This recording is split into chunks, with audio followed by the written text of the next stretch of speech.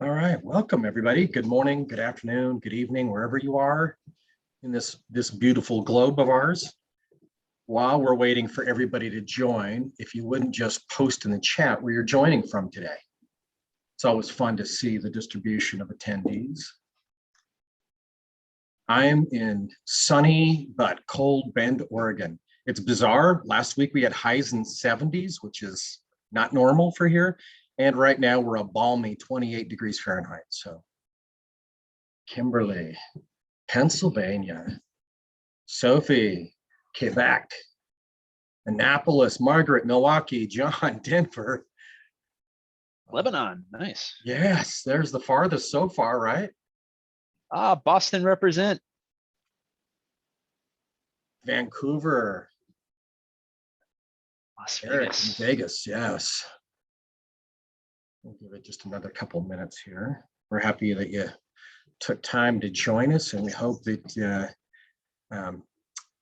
have a good time, and also spread the word of the community conversations. We're gradually building out the calendars and building the capacity, and there's going to be a lot of fun, cool stuff. So there's going to be big, heavy rooms here pretty soon as we start increasing capacity. So looking forward to it.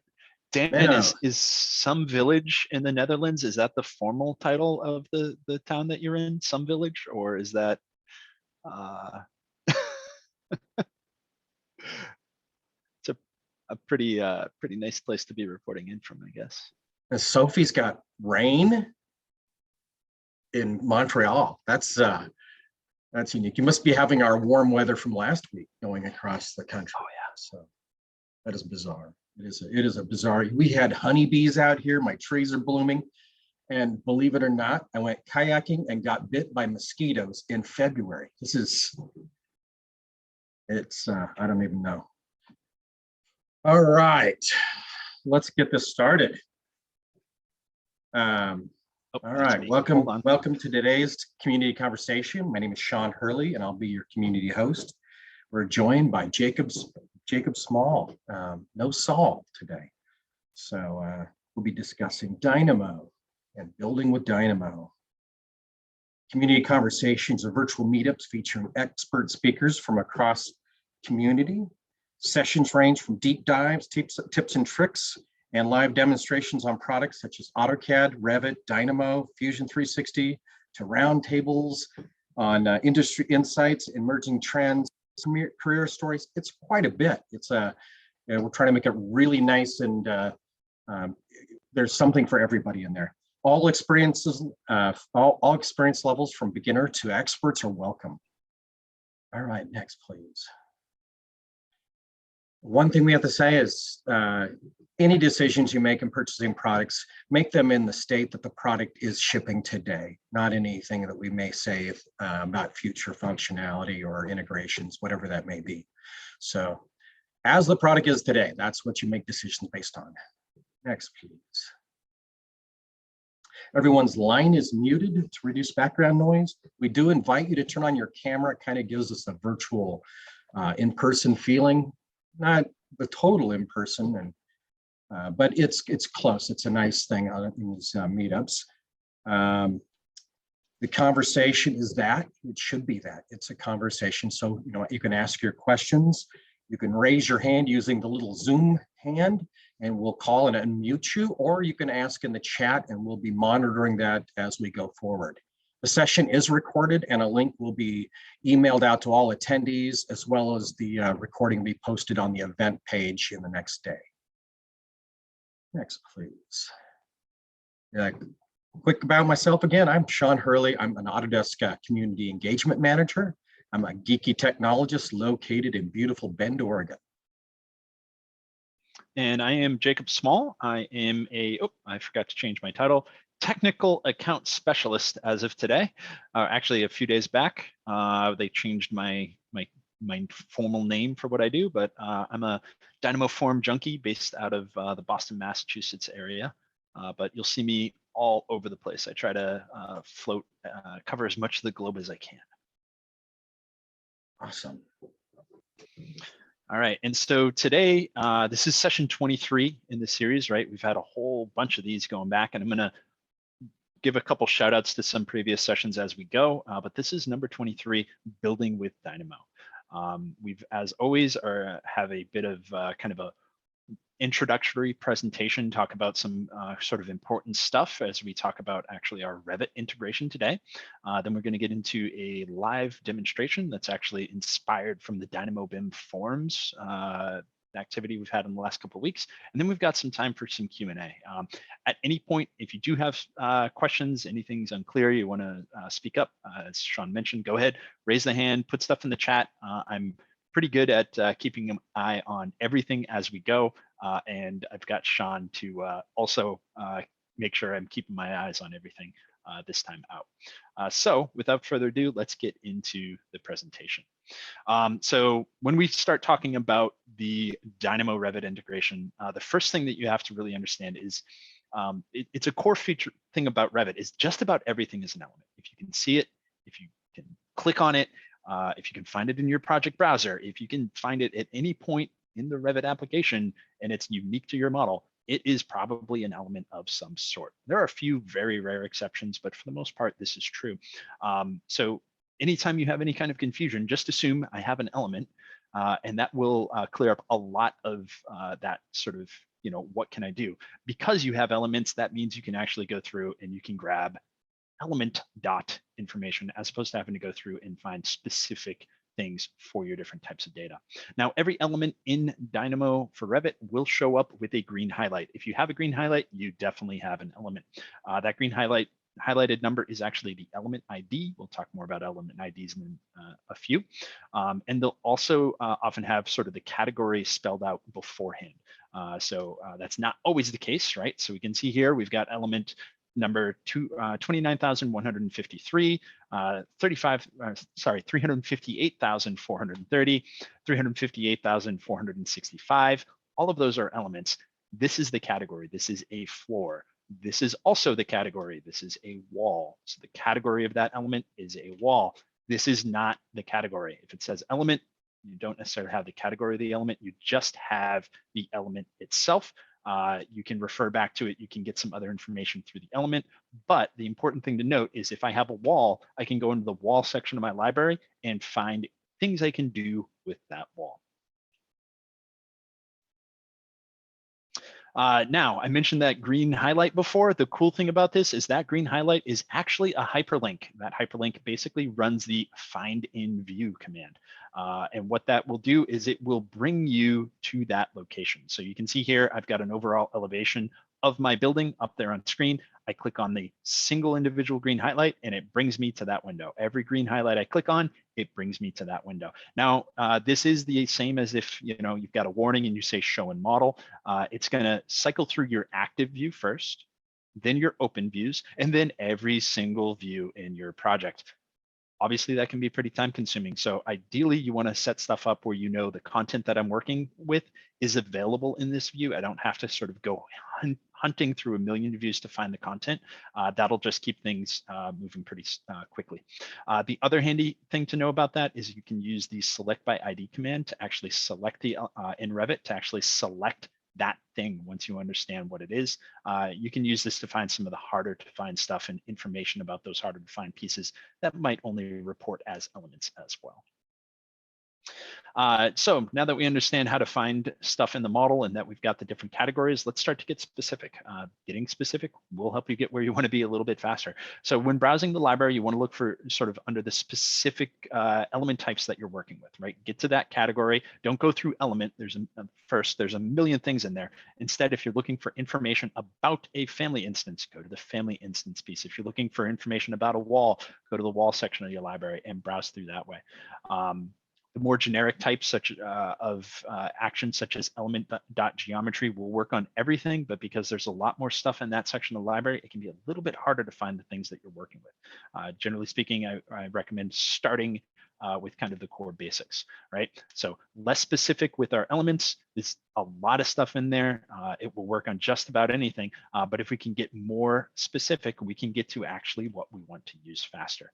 And also of note, there are no constructors in the element section of the library. There's no way for me to build an element. I have to start with that more specific data type. I've got actual constructors here over in the family instance area.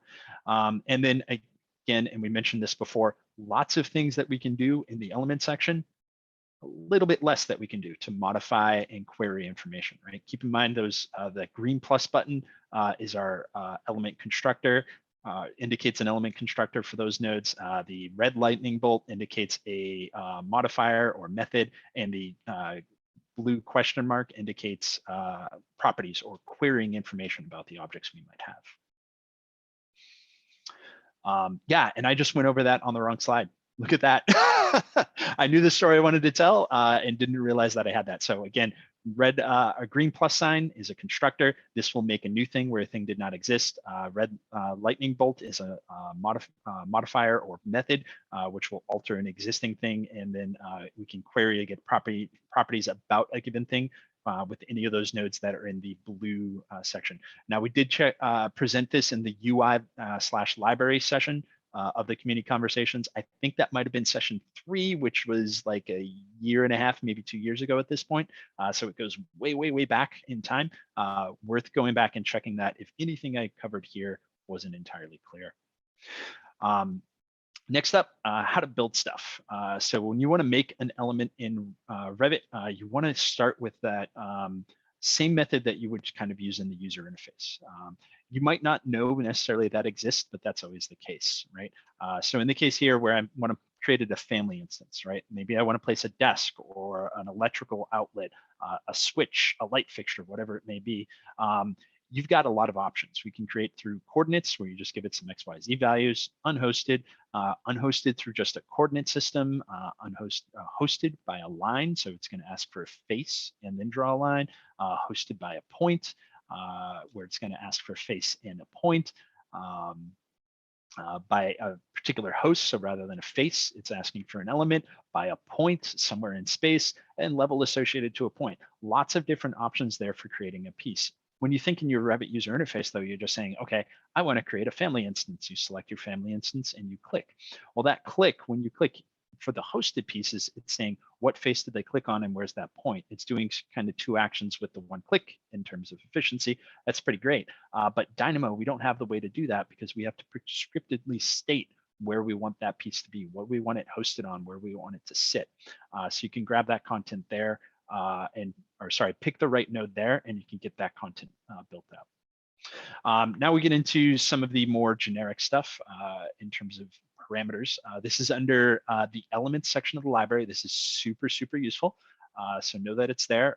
Parameters are probably one of the most common things that Revit users get started with when they're building up their Dynamo graphs. Setting parameter values, getting parameter values. These are massive time savers because you can do it for a lot of things at once and use it to quickly filter out your information. They're very, very quick to pull this information, much faster than, let's say, element geometry, because there's less data conversion that has to go. As we serialize from Revit information into Dynamo information, that happens much faster than some of the more complex operations with geometry. So the big advantage there, it's faster to marshal. And you can go back and check out the session we did on how to make Dynamo sing, where Sol talked a little bit about the difference between marshaling and serialization. The marshaling and serializing into the Dynamo graph for strings and numbers and the stuff that goes in parameters happens real, real fast. But the sort of give me all the geometry about those things, that is one of those sort of slower pieces to marshal that data. The other key thing to note, now that we're talking a bit about geometry, is the geometry preview. You can look at the thing inside another thing, basically, with this. So any geometry that you create or view in Dynamo will show up in Revit.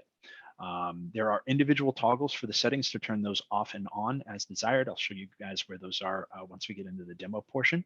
And generally speaking, you want to disable all the geometry preview for the things you don't need. We mentioned before back in when we first talked about geometry in I think session 6 about how every piece of geometry that you modify and recreate it doesn't delete or remove the previous geometry. So you might have things on top of things on top of things as you build stuff through.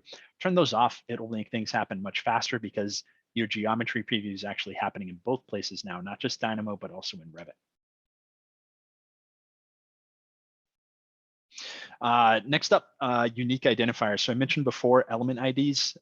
Again, every element in Revit, every time I make a thing, it gets a new element ID as well as a GUID. The thing with element IDs is they're not static. And the easiest way to explain why they're not static, if you go and you step back and think, hey, John Pearson and who I saw come in earlier and I are both working in the same Revit model. We're both drawing some walls. And I draw the first wall, right? I think. But remember, John's working in his own local. So I draw a wall. My Revit says, okay, what number is the next number available? It's going to say number 1. And then John goes to draw his wall and he's working in his local and he says, what's the next number that's available? His Revit says number 1. So both those walls think they're number 1. When we go to sync, if John syncs before me, number 1's still available. So John's wall gets to keep number 1 because John's number 1. For me, when I sync after John, well, John's wall number 1 is already there. So my wall number 1 actually now has to become number 2. Right? So I come in at number 2 for my wall, and that's all based off the sync order. There's other ways that element IDs can shift periodically through a project. Try not to worry too much about that stuff. Hey, John, I see you in the chat. Try not to worry too much about that stuff in terms of the element ID, because there's a static representation that you can use to refer to something in its GUID or unique ID. The GUID is globally unique as soon as you create it.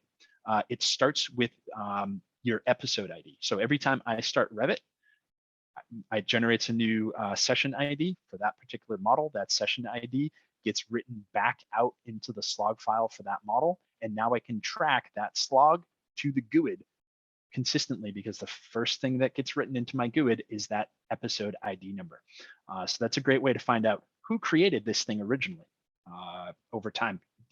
You don't have to go hunting for like a way to store information in the model or anything like that. It's already there for you. You just have to collect it. Then the next section of the GUID is actually the element ID. That element ID is the actual number that it was given at creation. But because I have a different session ID than John's, even though we were both given number 1 in the first place, my GUID is going to be different from John's. Question in the chat from Dan, if the GUID is always static, wouldn't it be better to just always work with the GUID instead of the ID? Yes and no. The GUID is actually, I think, 32 random letters and hashes or in dashes. That makes it really, really hard to work with as a human being. They are unreadable. I'll put it out that way. You can't see it and understand what it is. The element ID, I can say what that element ID is, right? Whereas to speak that massive string, it's not practical. The other thing with element ID is there's actually a command to select by element ID, but there's not a command to select by GUID because GUID's not exposed to the end user, so why would we want that? But since we're poking around in the API, we do want that and we want to take advantage of it. So anytime you have to go from Dynamo to an external data source, and then you want to come back to Dynamo, make sure that the GUID or unique ID goes with you. All right, enough on GUIDs. On to getting performant. The GUID is not the same as the IFC GUID. Why is that? There's actually a tie between the GUID and the IFC GUID, believe it or not. Jeremy Temick actually has a great representation of that.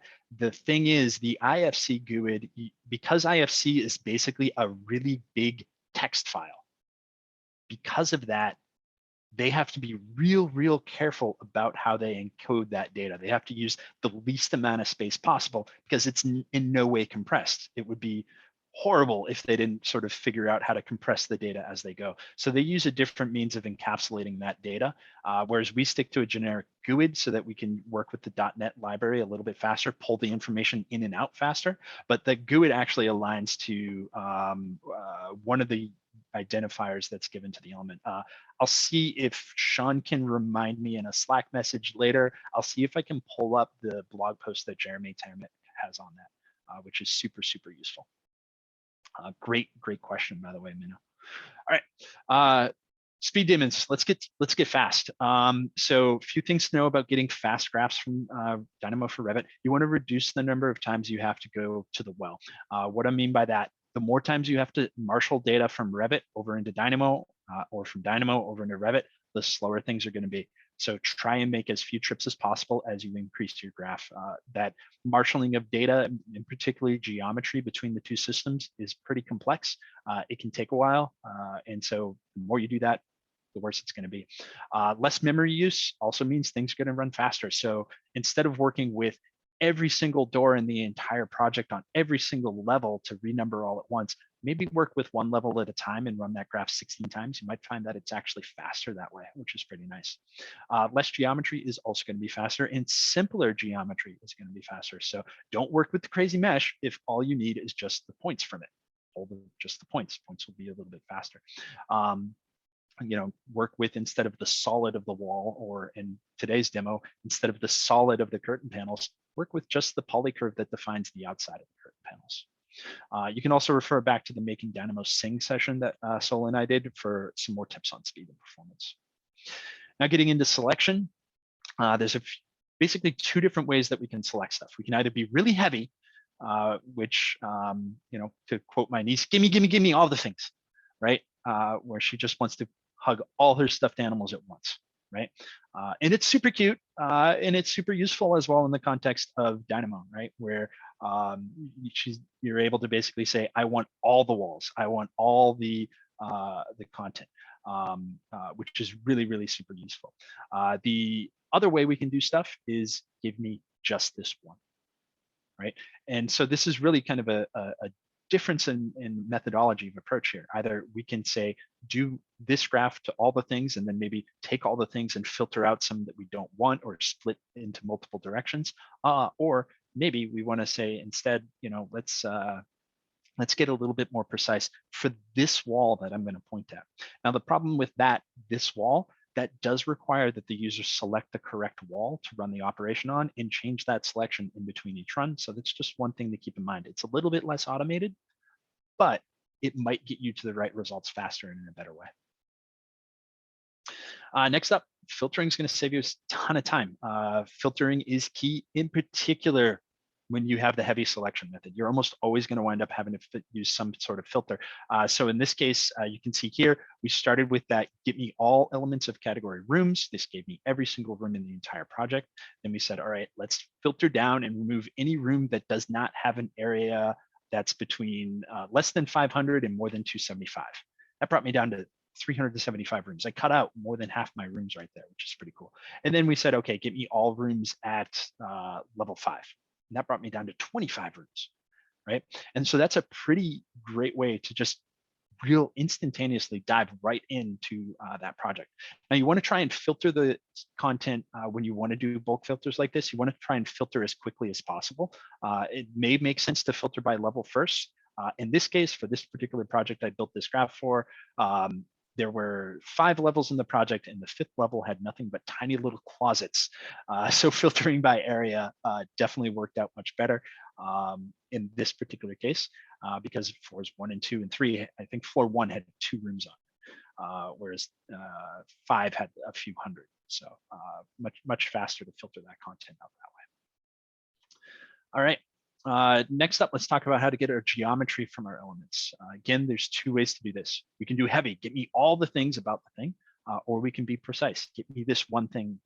I don't even care what thing that was on, but give me this one line. Heavy, again, all the stuff from the thing, element geometry, all the geometry associated to the element. Element.solids, just the solid geometry associated to the element. There can be multiple solids per piece, so keep in mind element.solids often will return a nested list. Element.faces will almost always return a nested list, actually always will return a nested list, because things are typically multiple faces on a solid, right? We don't typically have one face, particularly in Revit where it has to split stuff up. Element.curves will get you the curve objects inside of an element. Now, this isn't going to get you the edges of the solid. It's just going to, if you have a model curve somewhere inside that object, it will pull that.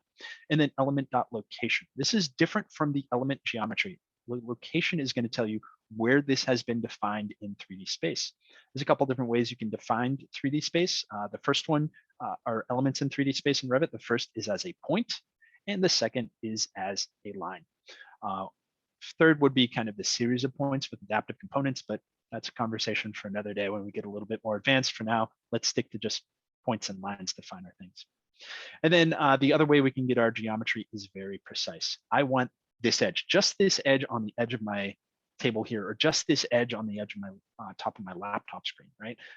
This is users going to come in and particularly pick that out. I didn't say the laptop, I just said the edge at the top of the laptop. So you don't have to select the thing first in that case, which can be pretty nice.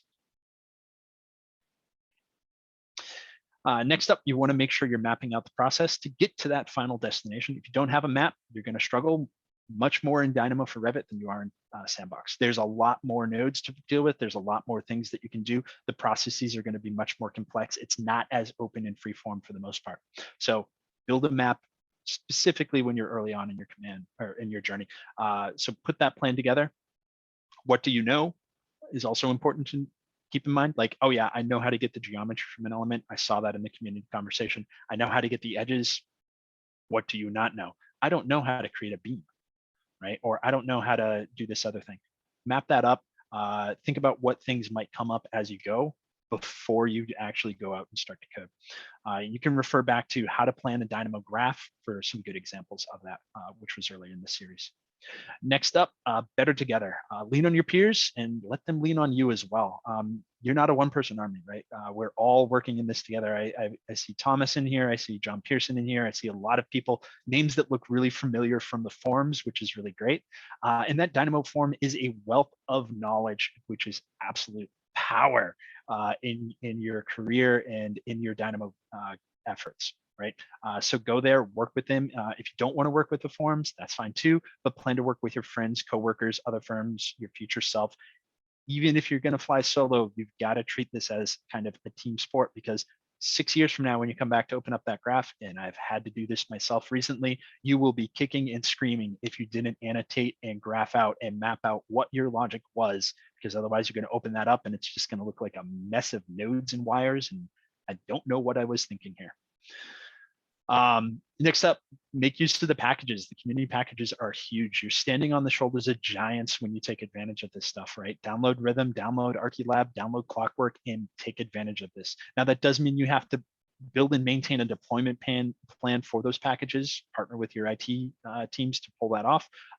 Local deployment is best. You can robocopy it in over to the systems at login. You could write another routine where the user just runs some little BAT file or exe that's going to copy the stuff they need to where it needs to be. Lots of ways to do this. The key piece as sort of leaders amongst the authoring community, we got to also teach our colleagues how to put stuff in place when needed.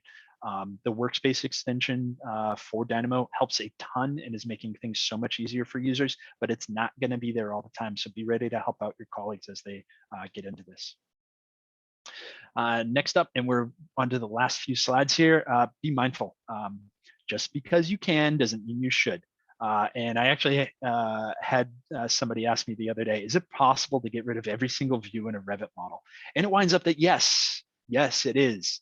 But no, never, never, never, never, never, never, never do this. It's dumb. Once you do that, you will never be able to get back into the model because you cannot display anything in the user interface if you don't have a view. Right? So as a result, you don't want to just delete all the views in your model, even if it says that you can. There's also some stuff that you can do in the user interface that you can't do through the API, you can't do through Dynamo. So try and find those limits, document those limits as you go. Otherwise, things can be a little bit confusing. Off-topic question from Thomas, is there a hotkey to scroll the result preview? Oh, no. There is not a hotkey to scroll horizontal instead of vertical. that would be a great thing to put on the Dynamo wish list up on the GitHub. And I'm going to be talking to a UX designer shortly. And I'm going to put that right at the top of my list. Thank you. Thank you, Thomas. That might have just made, that feature right there just might have made my year if it gets put in the product. I would love that. All right. Next up, let's talk about transactions. Anytime you make any kind of sort of a contract with Revit and move the content around between, make a Dynamo element in Revit or anything in Revit, you have to have a transaction open. So Dynamo for Revit, in order to make that happen, is what's known as an in-process integration. Anything that you do in Revit is going to have an impact on Dynamo. Anything you do on Dynamo is going to have an impact on Revit. If you start sketching a floor, Dynamo's not going to be able to run because Dynamo can't start a new transaction. If you start a Dynamo transaction, you're not going to be able to start sketching a floor midway through, right? The transaction must be active for the stuff to work. So where the foundation goes, so goes the superstructure, right? A crash of Revit is going to crash Dynamo. A crash of Dynamo does not necessarily crash Revit. And anytime you're in automatic run mode, you have to worry that you may create an infinite loop, right? So if you see that window up there, that first window that popped up on screen, the sad Dynamo face that I love, that will not necessarily crash Revit. It will sometimes, but not always. If you crash Revit though, Dynamo's going down with it, right? Dynamo sits on top of Revit, so crash of Revit is a crash of Dynamo. Now the thing to know about the automatic run mode, imagine you have this graph where you get all the desks, then you get the last desk that was created. You take that location of that desk and you move it 3 units to the right, and then make a new desk at that point. Now, in one action, if that happens and get all desks is set to automatically refresh, you can put yourself in an infinite loop. And it's just going to constantly keep creating desks. And I've set it up with periodic runs and stuff like that to sort of show that before. I didn't want to do that today because I don't like crashing on camera. You know, it happens, but I try to avoid it. So just know that, and typically speaking, once you start to create elements in the Revit model, I recommend we switch from automatic run mode to manual. I'm going to live dangerously and do my demo today in auto though.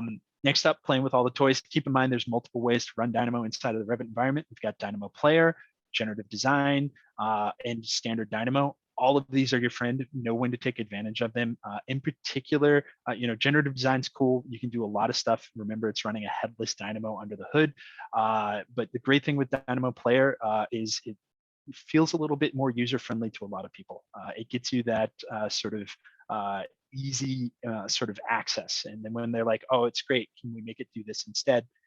Then you can start to bring them into the Dynamo authoring fold and bring them into the core environment. It is also great in that Dynamo Player does not introduce element bindings, which is something a lot of people ask for. And on element bindings, basically what bindings are is they pair the content that Revit content that Dynamo creates with your Dynamo session. Binding does not occur inside of Dynamo Player with function passing, with some Python methods of creation and some particular bulk API creation methods. Binding will occur with any of your standard nodes and most of your zero-touch nodes. You can clean the bindings from the file because when you save your DYN, it actually saves that binding into the DYN itself. So it would look like the image down below where you get into the binding section and there's all this gobbledygook that looks like Revit GUIDs. It's actually worse than that. It's base 64 encoded GUIDs that are hashed out multiple times. There's an MD5 hashing algorithm in there too, like all sorts of crazy stuff happening. But in a file without bindings, if you search the Dynamo file for bindings, you'll see an empty piece. I do have an AU session on the topic. It's an hour long, and there's a Dynamo BIM forum post that is massive that goes over some of the other intricacies of element binding in Revit. It's really, really important that we learn to use this and control this stuff because it can save you so much time without having to redo work by just relocating the things that we made before and keeping all the information we associated to them, as opposed to let's take all the things we made before, highlight them, hit delete, and then rerun the Dynamo graph and then hope we can remember whatever information we may have layered on top. All right. Let's get into the demo. Oh, question. Are there thoughts about getting a list view in the Dynamo player? Dynamo player is actually being discussed quite a bit. That would be a good one. I will check into that. I don't know if it's there, but that seems like it would be a good sort of thing to add into the larger extensive process. All right, let's get into the demo here. Thank you for that, by the way, Dan. This demo actually stems from a Dynamo forum post. You can see I pulled it up here. There's been 263 views in the 7 days. So there's been a good amount of attention on this. 4 different people have talked about it. We've got a link to somewhere else, 26 replies, all sorts of cool stuff going on. Again, feel free to stop in and say hi.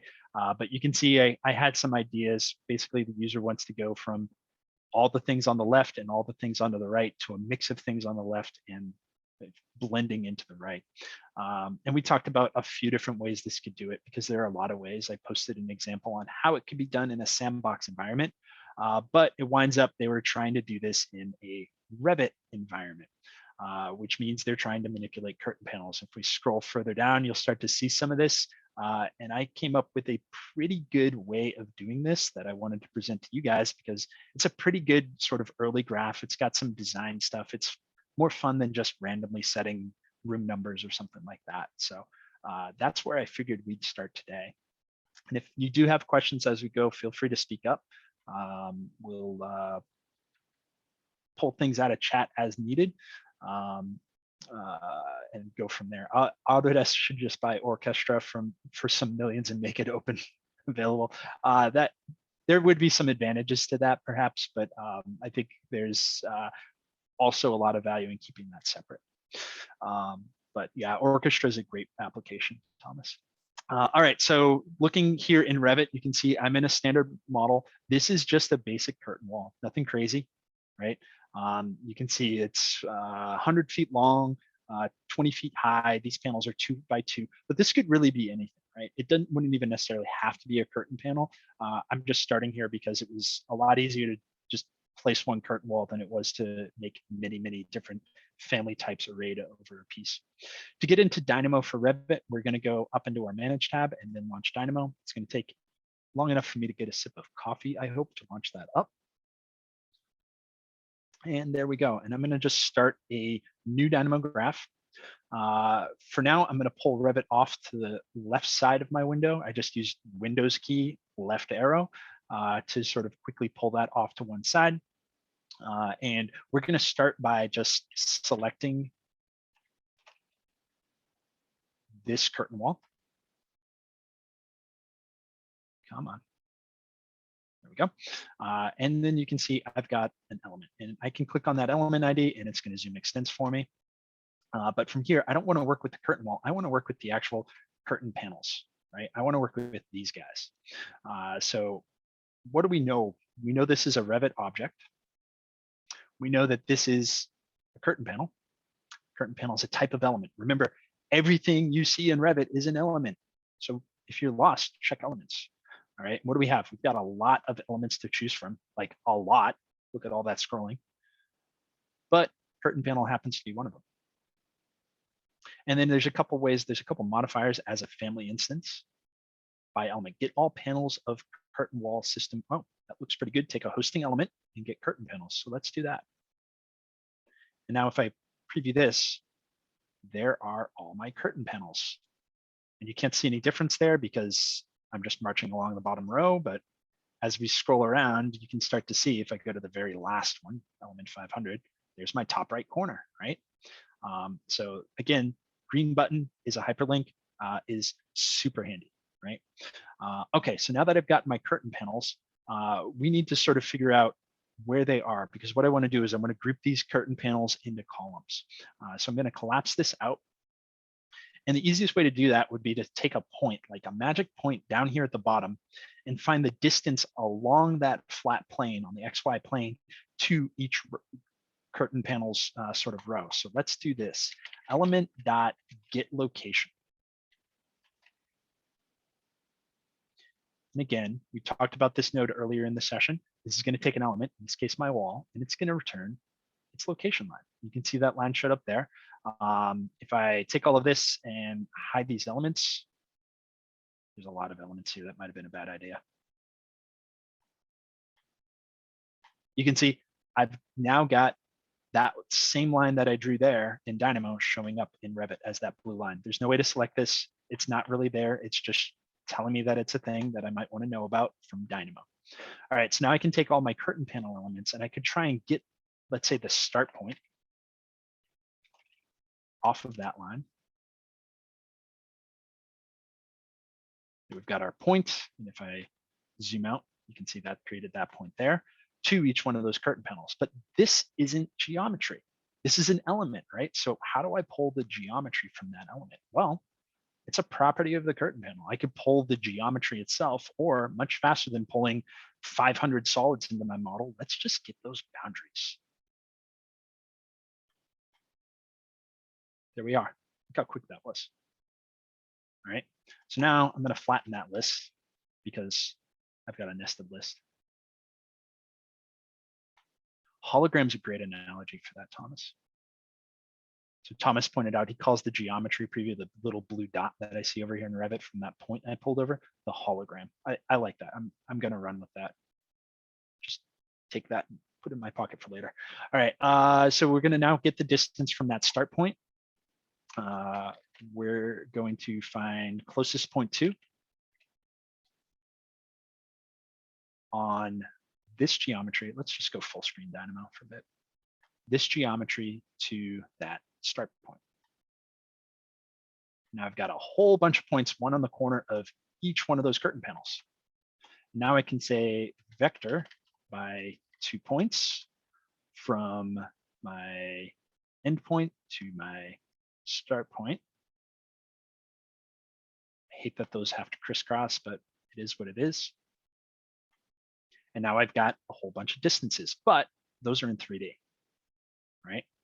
So let's make a new vector by taking this vector's X component, this vector's Y component, and building a vector by coordinates. Here's our X, here's our Y, there's our vector, and now I've got flat vectors.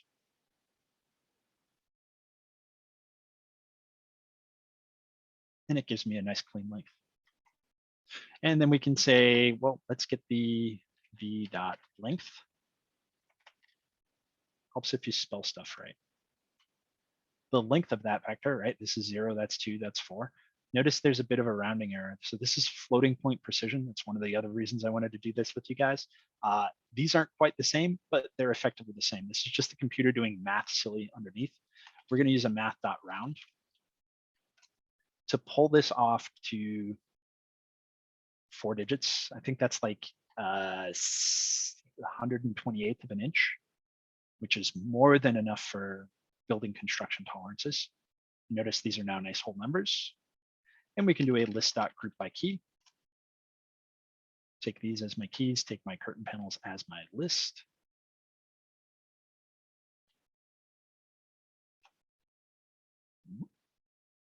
Thank you, Monocle.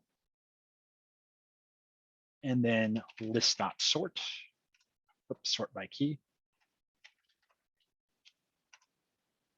I'll take all my groups and all my keys. So now what I have is I've got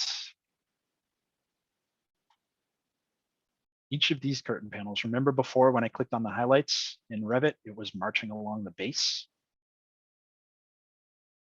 Now it's marching up that left side. If I go to the bottom of this one, there's my top corner. So the key in this piece is the distance on the XY plane from this point to each one of the coordinates. What we mean by key is this is the value that we're going to group by. Your list length and structure here has to match your list length and structure back here. So this is a flat one-dimensional list with 500 units in it. And this is a flat one-dimensional list with 500 units in it. This takes the unique keys as an output. So we collapse that. You can see everything in this column has a value of 0, 2, 4, 6, all the way up to 98 units long. And then just in case, because as we're manipulating our curtain panels, we might put these things in different orders. I like to sort after the fact, just so I'm always going from 0 all the way up. But now I've got these individual groups of panels sort of sorted by rows. My process is basically halfway done. So we're just about there. Next piece, though, we wanted these things to sort of have random organization within them. And as you saw when I sort of clicked through this on the watch node, they were sort of vertically stacked, right? And we don't want that. So let's do a list.shuffle. And this is going to take a list. Now the key piece here, and we talked about list levels and lacing before, this isn't shuffling the inside face. This is shuffling the outside list.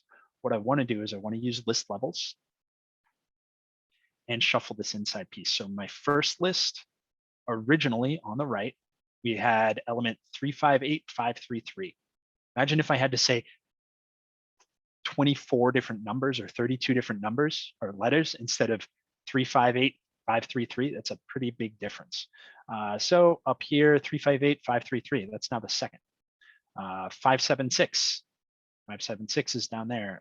961. 961 is all the way down at the end of the list, right? So this has done a good job sort of breaking that up so I don't have consistent values. All right. So now that I've shuffled that, we could, just randomly take in items out of the list, which is one of the things we talked about in that Dynamo forum post. But what I like better is to sort of use a random list of numbers. So we're going to count each one of the items. Now the overall list is 50 items, but remember, I want to use those levels. I want to get the sub numbers. And then I'm going to use that to generate a random number.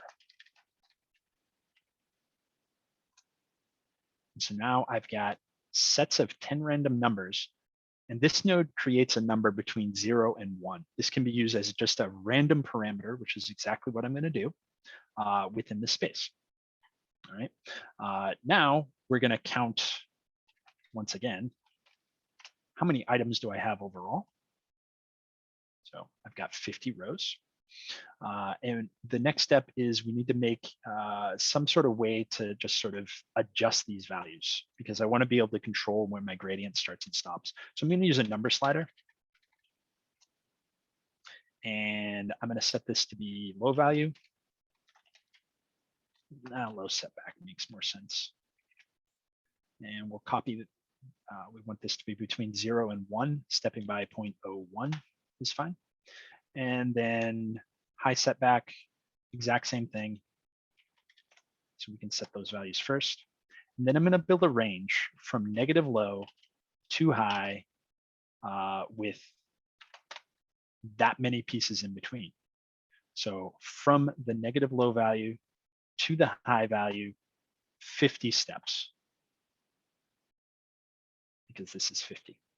And so if I adjust this back down to 0, we're going to start at 0 and count up to 1, or 0 and count up to 0.42, whatever that may be. So we can quickly sort of filter through here. Now I can say less than is this number, and I don't want to work with the full list of numbers, right? I want to work with the individual levels because I want to take a number randomly from that other piece. Less than this number, less than that number. And my first number here is 0.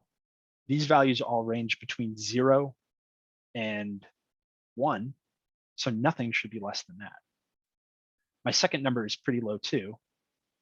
It's pretty unlikely that, if random distribution of numbers, it's pretty unlikely that I'm going to randomly distribute that number in the lowest 0.8%, right? But as we start to scroll further and further down, you start to see some truths filter in. So now I can use this list of Booleans to filter out my list of curtain panels into 2 separate lists. Lists that are going to be panel type A and lists that are going to be panel type B. And I've got a lot of empty lists at the front here, but mostly full lists at the end. and sort of similar in the other direction, right? Full list at the end, empty, empty on the other side. All right, so now that that's been done, we can start to record the output. We're going to set the parameter for all of these elements to be, well, let's come back here and let's look at what we have got for parameters to work with. I'm going to tab over here. Anything in here look like something that I could use to change the family type? I don't have a material parameter. I've got a family type though. And if we actually dig into an individual element,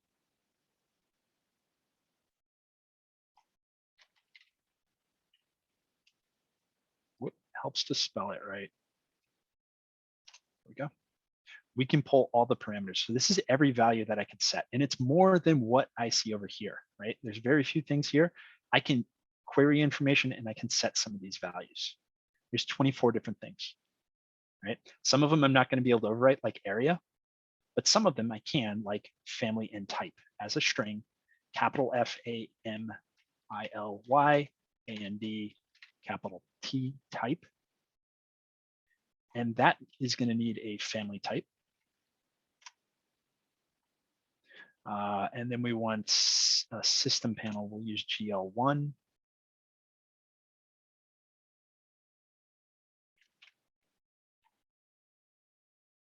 Notice what happened. Prior to that, if I disconnect this,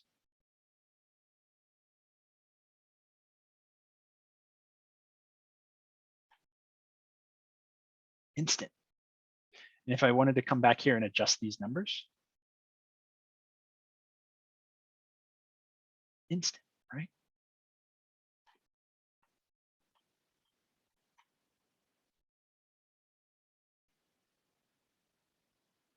Did I access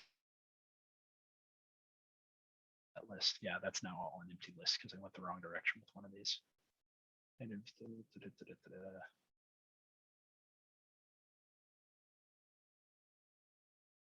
This needs to be H+1. That's a lot better. So this means I always have at least a value of 1 to work up to. All right, so now we've got some empty lists followed by some full things, and that's looking pretty good. Let's do this similar sort of piece down here. We can get rid of these pieces. I don't need these watch nodes anymore. Let's free up some space. I'm gonna copy all of this down.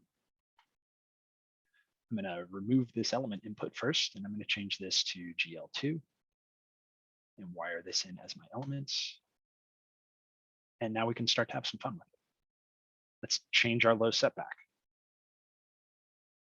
Every once in a while, I'll pick a number that's not great for Revit. There we go. Let's change our high setback. There we go. Wherever we might want to put that, and it's going to build a different version of this model each time, pretty quickly too, which is quite nice. So yeah, that's that. We've got 7 more. Would it be possible for the model to be shared? I'm going to post this graph back up to that Dynamo forum place.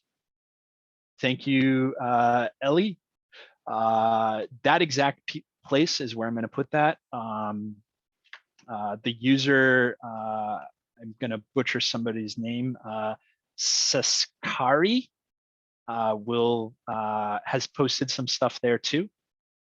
So you can, work with this again, engage with that larger community. You can see kind of how the nodes he put together are, or she put together are. Their actual DYN is posted up there, like all sorts of good stuff.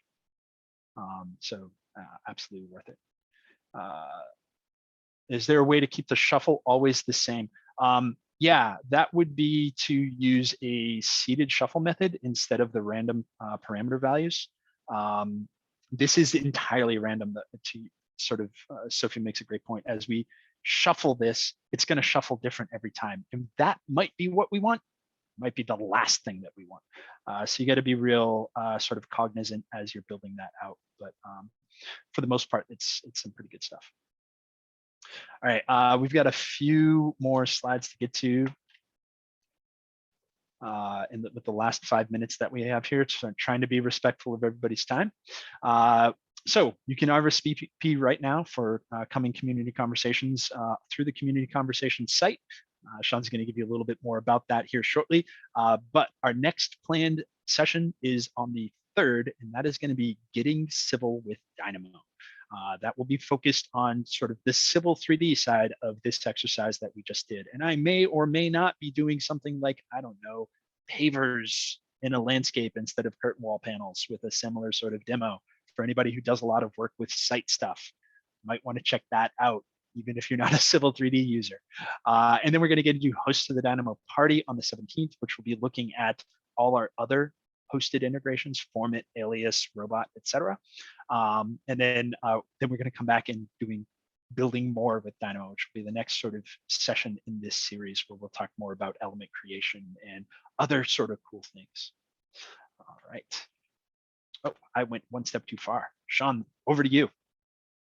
All right, I'm just grabbing a link. I'll put the calendar up there right now, just so everybody can see that. I got a couple of resources for everybody, including you can submit your own proposals and run your own community conversations. Let's see here. So there are some links to the community conversations, the new Community Voices blog, which is community members for the community blogging about products, tips, tricks, all kinds of good stuff like that. If you're interested in becoming a speaker, you can email me, or there is a link to do that. Jacob, go to the next one, and I've provided the links. We've got all kinds of resources in the community besides Jacob and the Dynamo forums. We've got the regular community forums for all of our other products, the community groups, the Community Voices blog, the community journal, which is kind of talking about what we're doing as a community team and highlighting some members in our community, the student group hub, and of course, the community conversations and our social properties, you know, Twitter, Facebook, LinkedIn, Facebook, all that good stuff. So all that's available to you, and I do hope you will take this time and RSVP for the next sessions of the Dynamo office hours, and there's several others. There are a bunch of Revits coming up and some Fusion, and so appreciate that. Next one, please. And just say thank you. Thank you, everybody who took time and came and joined us. You'll get a message about the recording. It'll also be appended to the YouTube list of videos that Jacob was talking about. Did you say, Jacob, it was 23? Yeah, this was session 23. Cool, cool. All right, well, thank you, everybody, for joining us from all around the globe. And thank you, Kimberly. Good to see you. All right, everybody. Thank you. Bye, everyone. Jacob, thank this you. was awesome. Yeah, it's a blast doing these. You were smoking on this. Do my best. Bye, all.